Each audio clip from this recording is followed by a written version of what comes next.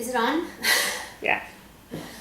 Hi, my name's Sunde, and I make coloring books and greeting cards and other art things, but I also make pies because to fund Sunde White Industries for a few years, I had an illegal pie cart on the streets of San Francisco called Pie Fridays. So this is how you make a cookie crust, or also the same exact directions go for making a graham cracker crust. Here's my recipe for a chocolate cookie crust. So what we have here is I've put in the food processor some chocolate cookies. I actually use chocolate graham crackers. You can get them at Trader Joe's or a name brand, like it's like chocolate teddy bears or something like that, but they're graham crackers. I don't know what they are, but I think they're for little kids to eat. But that's what I use because you could use Oreos. It's actually really hard to find chocolate wafers. You could use Oreos, but they have like a lardy center, so let's not do that. So I have 2 1/4 cup of finely ground cookie crumbs and a 1/3 cup of sugar. And because I didn't think this was chocolatey enough, I also add like a big tablespoon of unsweetened cocoa powder. So we're gonna mix that all together. You know what, I do just use my hands, I admit that. I was gonna be like all fancy because I'm on camera, but this is really how I mix everything. Okay, so to that, in my recipe, I say 7 tablespoons of melted butter, but it kind of depends on what cookie you're using and literally like the humidity in the room. So you might need even more butter, and I'll show you when you know it's ready because it can be really dry and you want it to be very, very moist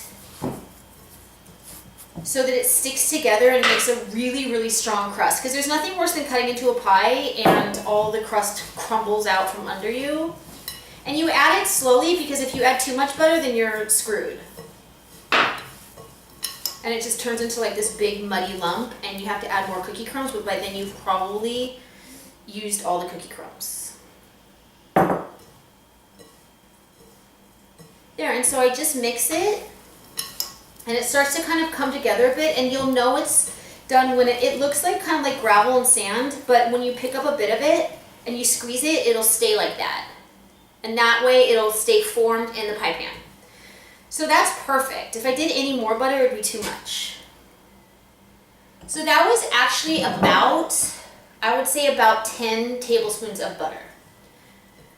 Okay, so now we're going to pour it all in here. And you know, I put a lot in because I remember when I was little, there was nothing worse than not having enough graham cracker crumb or crumb to put into a pie, and it wouldn't go up the sides. And I wanted, like, for my pie cart, I wanted a real slice of pie that really had the crust going all the way up the edge.